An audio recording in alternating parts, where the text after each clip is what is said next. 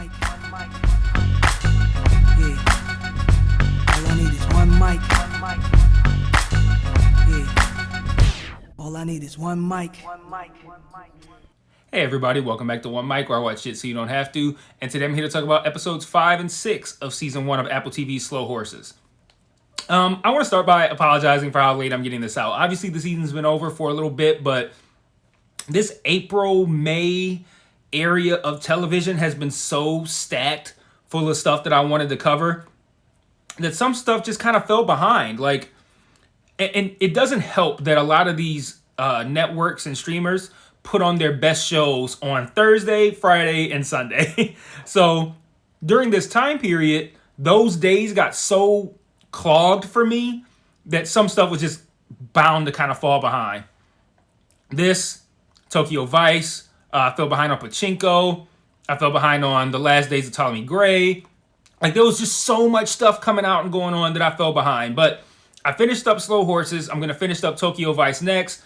And I want to complete those as a series, like to have all the episodes with videos that correspond to them. I'm not going to continue covering Barry, not because Barry's not fun or anything like that. I love Barry, but it just doesn't do enough numbers for me to justify the amount of time that it takes for me to put in, the amount of time that I put into these videos to get them out. It's just not worth it for the amount of views that Barry does. But I just wanted to get out at the front of this and just kind of apologize for how long this has taken for anybody who might have been waiting on it. But it's mainly for me because I don't want to leave that incomplete playlist. Like, oh, here's videos for 1 through 4. What happened to 5 and 6?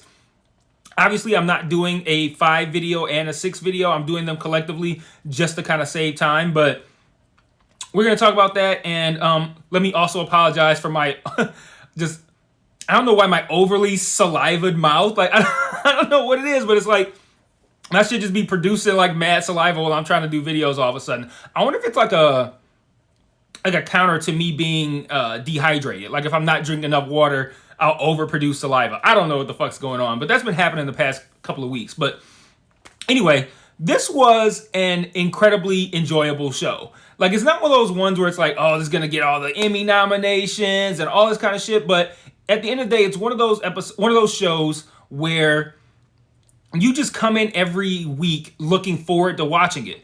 You could sit back. You don't have to pay super duper close attention and looking for all these little things. You can sit back, relax, and enjoy a show that's interesting, fun, compelling, well acted, well written for the most part. And it's just a fun spy show. And I think there's always going to be a place for the fun spy show.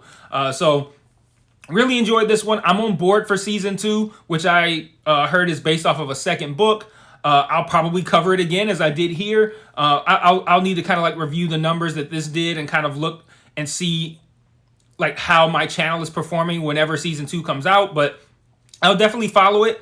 I mean, I'll definitely watch it at least. I'll probably cover it. But we got a nice little preview for season 2 at the end of the finale for season 1. There's no date yet, but I feel fairly certain that since it's already filmed to the point where they could put together a trailer, that it must be fairly close to being ready to go. So I'd imagine we'll probably get it sometime this year.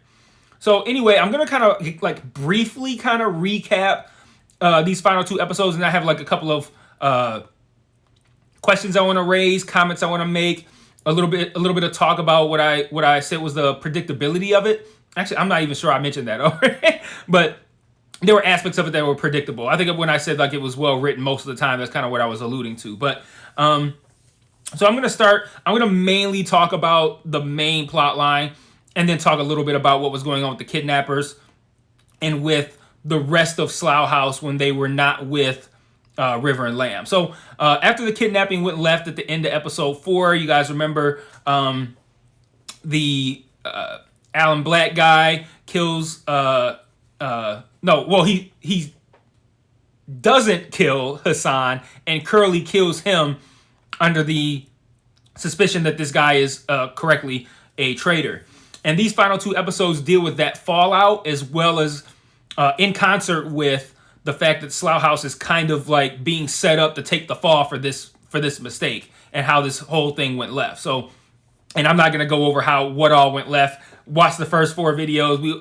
I talk about, the plan and whatnot as far as the kidnapping and all the politics surrounding it. So the entire Slough House crew eventually meets up at William Blake's grave, like Lamb said they should, and they essentially kind of split off. River says that he has pics. He remembers how he remembers Alan Black, and he says that the whole thing with him following Taverner that had been established earlier in the season, he says that he saw her with Alan Blake, and he took pictures, and he has pictures of them together that would obviously incriminate her. So him and Lamb leave to go get the pictures, and the rest of the crew. Well, I'll talk about the rest of the crew in a minute. So let's kind of follow Lamb and River, and we'll get to the rest of the crew later. Eventually, they kind of scheme their way back into the park.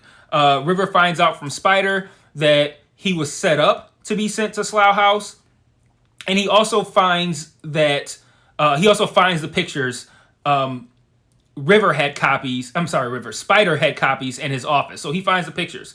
Him and Lamb arrive in Diana's office, and they essentially take a blackmailing deal that Diana was offering to Lamb and kind of flip it once River shows up with the pictures. I'm not going to go all into how they got in the office. We'll be doing this forever if I cover in that much detail, but they essentially use the pictures to flip this blackmailing deal that Diana confidently offers Lamb to put back on her. There's a great scene when they're having this discussion where Lamb's basically like, all I want this kid found. And Diana's like, don't you think I want that too? And he's like, you've been concerned with splitting your time. Like, you haven't fully focused on finding the kid because you've been splitting your energy between finding the kid and screwing me over. And I thought that was a really great line for them. And before he leaves, he recommends that she call the last person who was in Hobden's phone, which River had, and because this person was contacted right after everything went left. We find out at the start of the next episode that was Peter Judd. That was his name, right? Peter? Yeah, Peter Judd. Yep. So she visits him, and again, she confidently makes these threats. Everything seems to be going in her favor, but eventually they do arrive at the conclusion that Hobden is their mutual problem. And this comes back around later at the end of this, at the end of the finale, when Duffy pushes Hobden in front of a garbage truck, which I didn't see that coming. And I was watching this in like a cigar lounge. So I got my AirPods in, I'm smoking my cigar, I'm chilling, and that happens. I'm like, oh shit! Like in the middle of cigar lounge. Didn't see that coming. But Lamb and River then go after the kidnappers, and Lamb shares with River that Sid is dead, which he had heard from Diana. It's a great scene because Lamb it's probably one of the only moments in this series where Lamb shows some sort of authenticity or some sort of heart. And he shows plenty of authenticity. When he shows some sort of heart, authentic heart. And he says he's going to remember everybody that he lost, and that includes Sid. But raise your hand if you don't believe Sid is dead. I didn't believe it in that moment. I don't believe it now.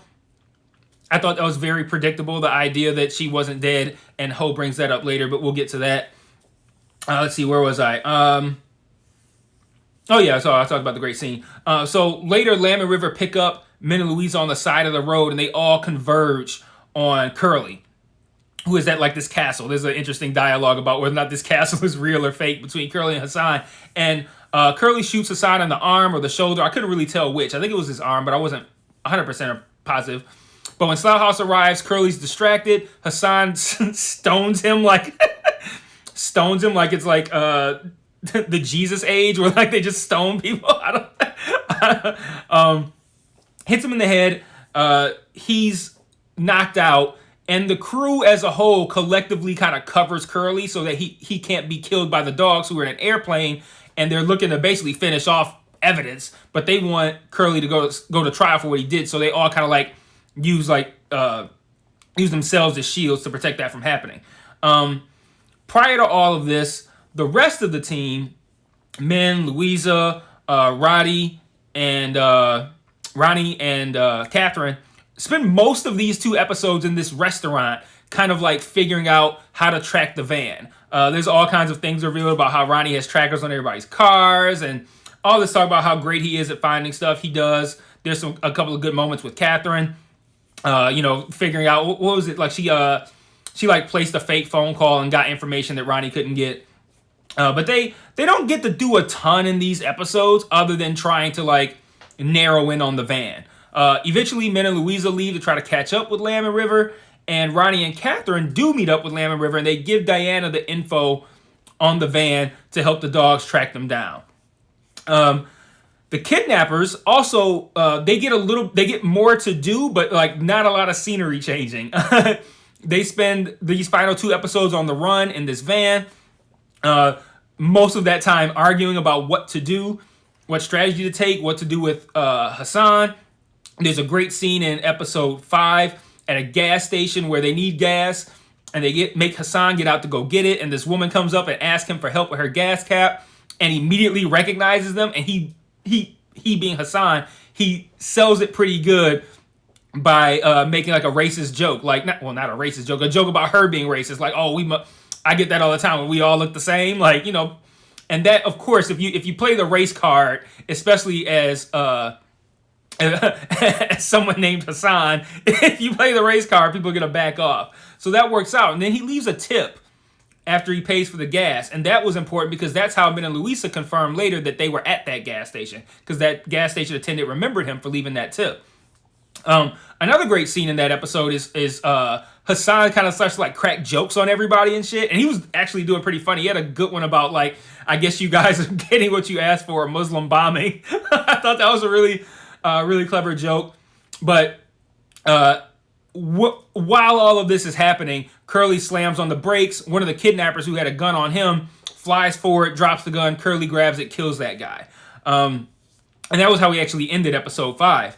And in episode 6, they dump that body into the woods, and Curly kind of leads everyone into the woods. Everyone being Hassan and the other kidnapper. They kind of collaborate, like, okay, we're going to escape. The kidnapper cuts Hassan's restraints.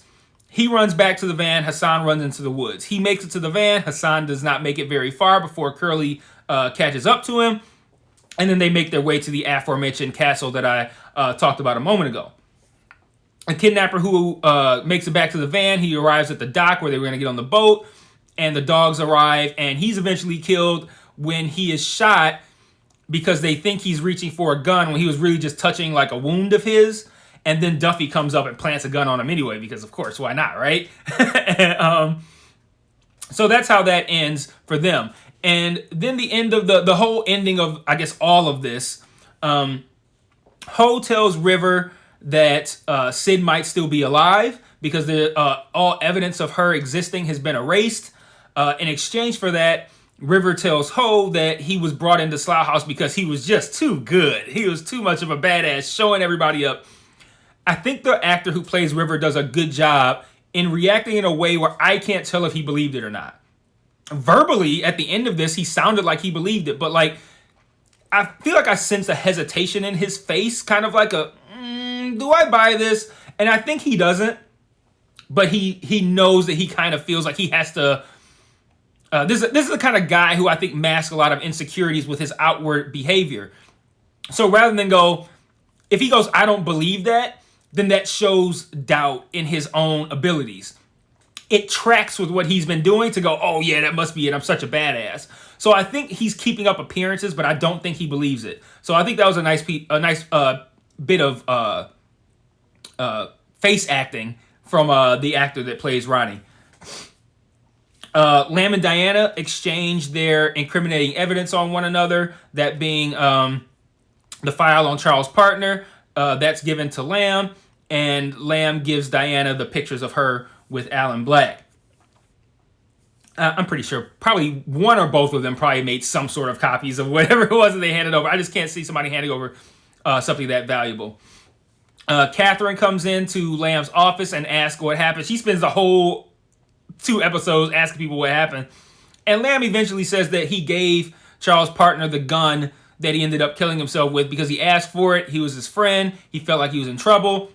And he essentially makes it out like, I felt guilty about that. And then we see what actually happened, which is Lamb drowns him, shoots him in the head, and then when he leaves, he gets to the car with River's father. And I think that's one of the more intriguing aspects of this show heading into into the second season. So wrapping up, I thought that, like I said at the top, really fun season. Really enjoyed the show. I loved how they wrapped everything up in a nice little bow as far as like, Curly being caught so he could go to prison, being saved, or so he could stand trial at least, being saved so that they could keep that one last person alive so that somebody can stand trial for what they did. So we get that kidnapper aspect wrapped up. We get everything wrapped up on the Slough House side of things as well. Min and Louisa seem to be having a little thing going.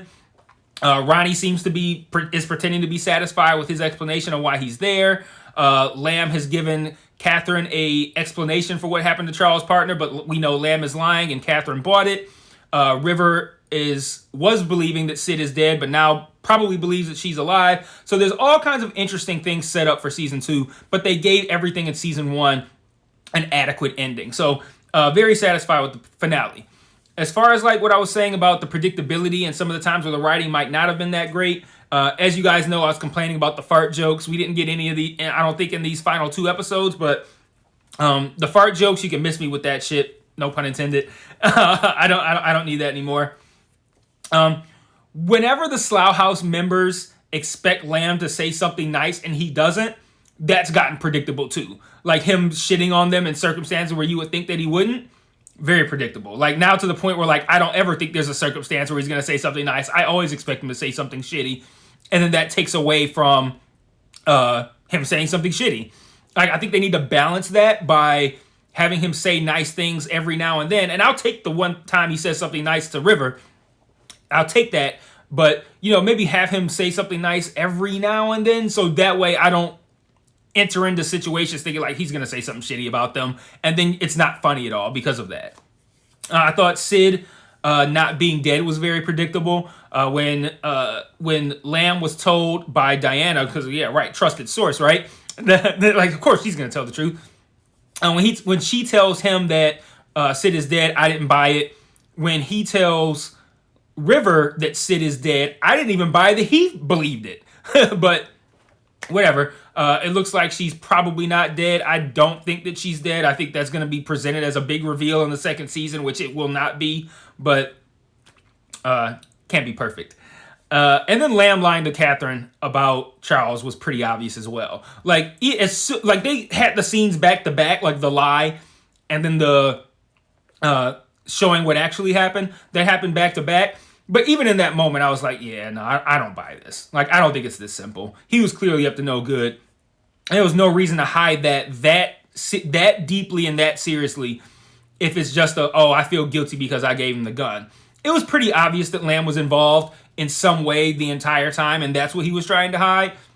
And the only thing that's cool about it is that now we know that River's father was also involved, and I think that's pretty cool. So, wrapping this one up, like I said, I enjoyed this season. Again, I apologize for this taking so long. I will be back for season 2. And I guess until later this year, peace.